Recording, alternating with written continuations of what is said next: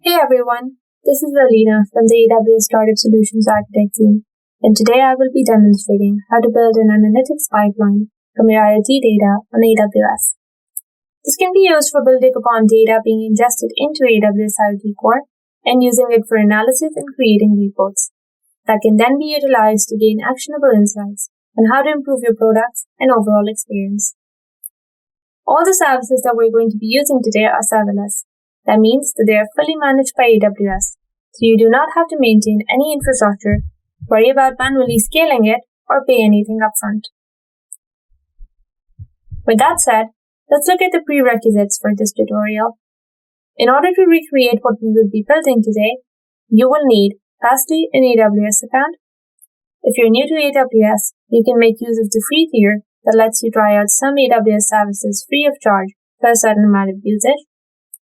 Within your account, you need one or more devices that are connected to the service, AWS IoTCore, and sending in messages. To give a brief overview, we will be storing all the incoming messages from AWS IoTCore to a data lake in Amazon S3 with an intermediate step of aggregating them using Amazon Kinesis Data Firehose. Amazon S3 is AWS's object storage service that scales virtually infinitely, is cost-efficient, and offers 11 nines of durability, thus being an ideal candidate for data lakes. We will be querying the data in Amazon S3 in place using our querying service Amazon Athena, and finally visualizing the created analyses in our business intelligence service, Amazon Quickside. So let's get started. Here we are at the AWS Management Console. Let's go into AWS IoTCore. For the purpose of this demo, we are already getting our data from e-scooters owned by a fictional mobility company called Octank. I've connected a Raspberry Pi device that is simulating this data and sending updates to IoTCore. We can confirm that by expanding the test menu and going into the MQTT test client provided by AWS IoTCore. Here we can subscribe to specific topics where our devices are publishing data, or by just using hash, we can subscribe to all topics that are receiving data. We will subscribe to the Octank e-scooter topic here, as this is the topic where all our simulated devices are publishing their updates. We can see the data as it is being received here. For each data point, there is a device ID to identify the scooter, as well as other attributes such as battery, speed, location, and the time at which the data was sampled. Now that we have data coming into AWS IoTCore, the next step is to forward this data into the analytics pipeline. Go to the Act section within IoTCore and click on Rules. This will take us to the Rules engine. The Rules engine gives us the ability to create rules that analyze the data coming into the different topic streams using standard SQL and trigger actions on it. Now click on Create a Rule and give it an appropriate name.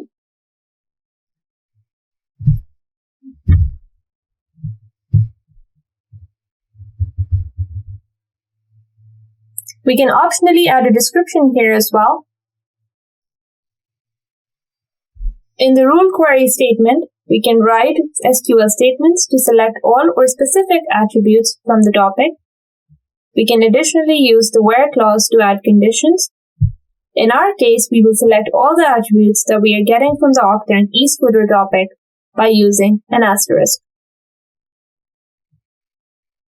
Moving on to the next step, we can add actions to our rule that would be triggered when the rule gets executed. Rule Engine integrates with a lot of other AWS services, such as Amazon DynamoDB, which is our NoSQL database offering, AWS Lambda, and Amazon SQS.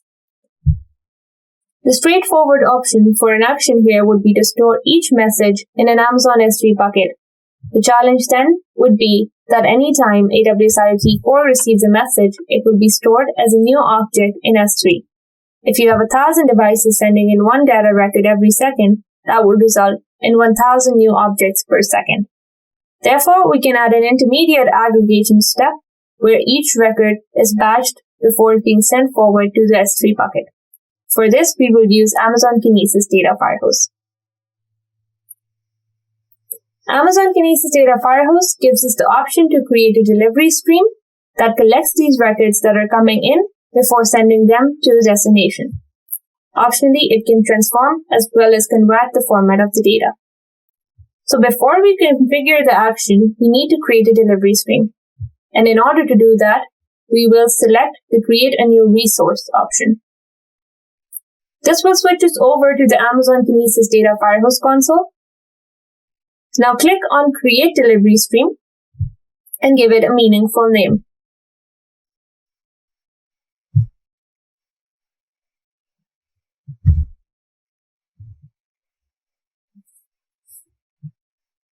Since the data is coming in from AWS IoT, for the source, we will keep it as direct put or other sources.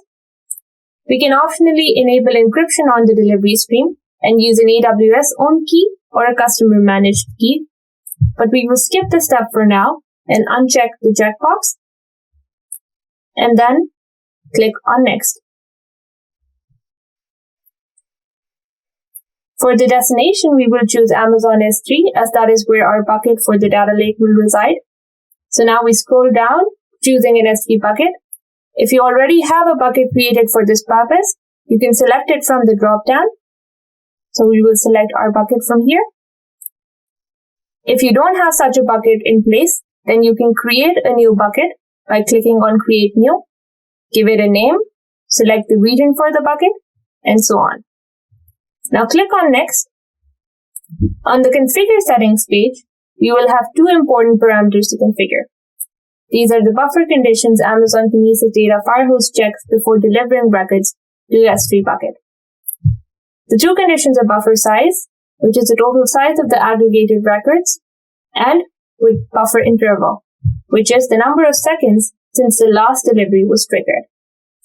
Once either of these conditions is fulfilled, all the records in the delivery stream are sent to our data lake. Depending on our payload size and latency requirements, we can tune these parameters. For now, we will leave them as default. For all of the other fields as well, we will keep the defaults and jump to the review page. After reviewing all of the options, we will select Create Delivery Stream. Now this is the point where it might take a few moments to create the delivery stream.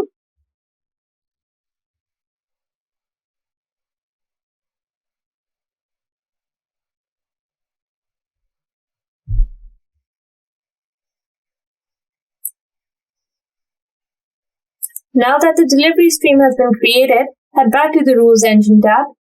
From the Stream Name drop-down, select the name of our newly created delivery stream. You can also have a separator added between the records that you are sending to Amazon Kinesis Data Firehose, but that is optional. As a penultimate step to creating our rule, we need to give IoT permissions to put objects into our delivery stream. So for that purpose, we will click on Create a Role. This will create a role with permissions to put records in your delivery stream on our behalf. We will name our role as AWS IoT Firehose role, and then click on Create Role. Then, the next step would be to add this as an action, and finally, creating the rule. This will start sending all of our incoming data from the Octane Keyscooter topic into the Octane delivery stream, and then finally the Octane data lake in Amazon S3. By accessing the data via the Amazon S3 console in our data lake, we can double-check the storage of the IoT data. Amazon Kinesis Data Firehose adds default datetime prefixes to objects before saving them in the bucket. These prefixes are customizable and create the folder structure within the data lake. Going deeper into the folders, we can take a look at the objects that were created. Now that we have all our data coming into Amazon S3, we can run queries on top of it. For that purpose, we use AWS's interactive query service, Amazon Athena. Go to the search bar and type Athena. Amazon Athena uses Presto, a distributed SQL engine, to run queries. It also uses Apache Hive data definition language to create, drop, and alter tables and partitions. Once the console opens, make sure you are in the Query Editor tab.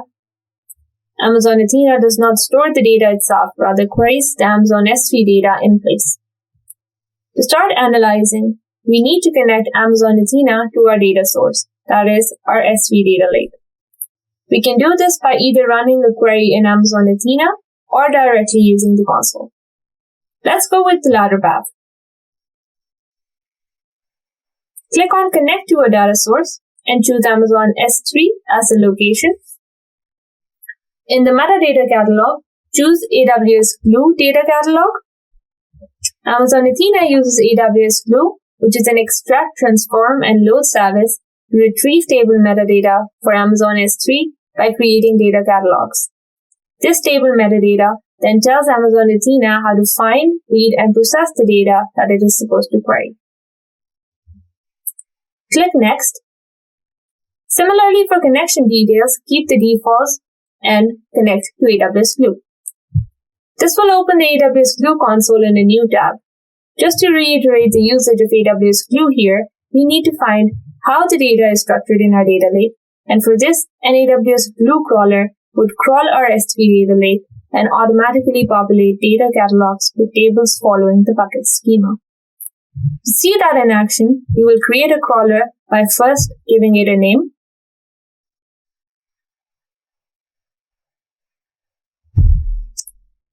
Then clicking on Next and specifying the crawler type as data stores. Depending upon how our data is partitioned and updated, we can choose to crawl every folder or only the new folders. We will stick to the defaults for now and move to the next step. On the Add a Data Store page, specify the path to our data lake bucket and keep the rest as is. Hit Next. We only want to crawl one bucket for now, so skip to the next step. For giving Glue read permissions to our S3 bucket, select Create an IAM role and give the role a name.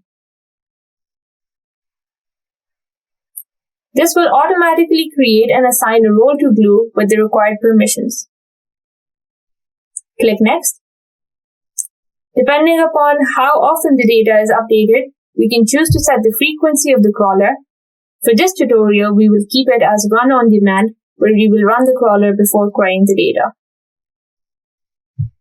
To store the crawl metadata in a database, select Add Database, give it a name, leave the rest of the fields empty and create. Go to the final step to review all the options, and then select Finish to create your crawler.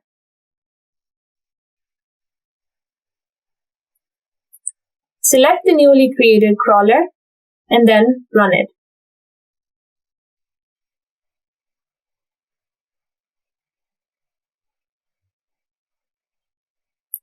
Here you can see that the status of the crawler has changed, and now one table has been added.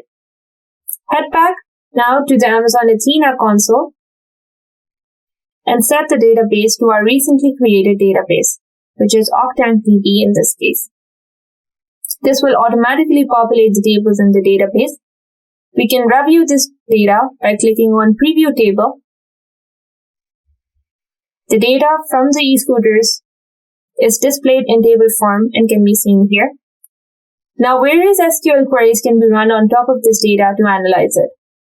A caveat worth mentioning here is that if you're a first-time user of Athena, on top of the query section, you would get a pop-up asking you to set an output location for your queries before you run them. You can create an S3 bucket for Amazon Athena query outputs and specify that as a destination here. This brings us to the final step in our pipeline. We will complete the IoT data analysis by visualizing it in your business intelligence tool, Amazon Quickside. For first-time users, you will have to sign up for Amazon Quickside. You can sign up for Standard or Enterprise Edition. For following along with this demo, the Standard Edition should be enough. Within Amazon Quickside, there are three main components. These three main components would be datasets, analyses, and dashboards. Datasets allow integration with various data sources. Here we will connect to the database we just created in Amazon Athena. So now we will go to New Dataset and select Amazon Athena. We will give this data source a name. And then click on Create Data Source. Now we will select the database we created. And then select the table from within the database. We can either directly query our data from Amazon Athena or import it into a dataset via Spice, which is a component of Amazon Quickside and stands for Super Fast Parallel In-Memory Calculation Engine. Let's continue by importing our data into Spice, which will save time and money as our data will be residing in memory and we can reuse it multiple times before refreshing.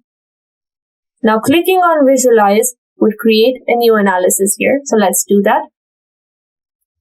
Analysis are the second major component of Amazon Quickside.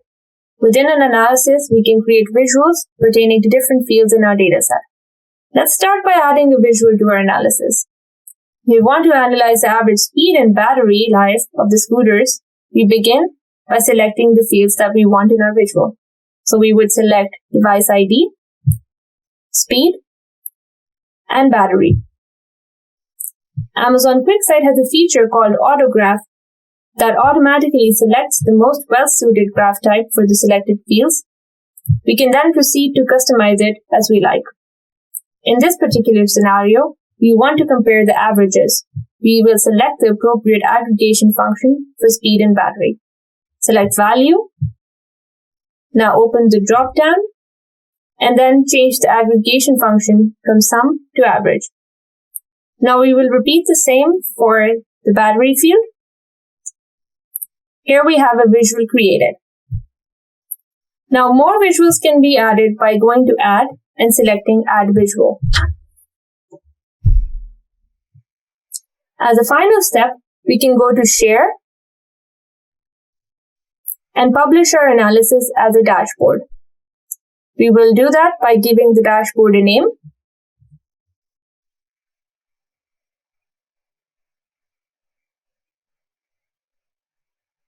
And then hitting Publish Dashboard.